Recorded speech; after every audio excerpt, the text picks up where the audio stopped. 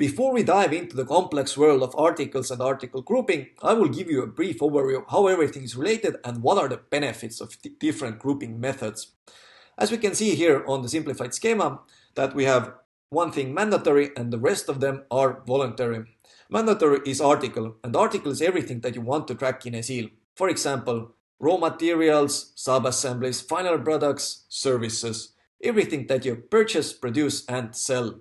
Article can be in one article group, and the article group is meant mainly for production, and the simplest benefit you can gain from it is automated article code system. Article can also be in one article class, and that is meant mainly for finance. Maybe you want to get the report, what's the value of raw materials in my warehouse? So that's the reason why to use article classes.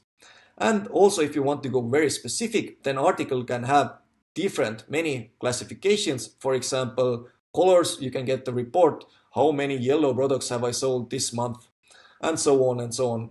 And to use or more simply group the classifications, then we have also classification types, for example, colors or textile or something like that. And I have also an example.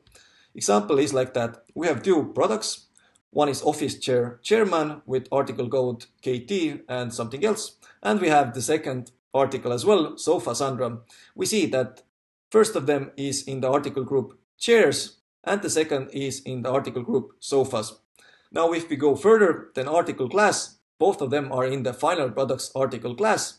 And we go even more specific, then one of them has a classification synthetics and the other one has leather. And all of those three classifications are in the classification type textiles.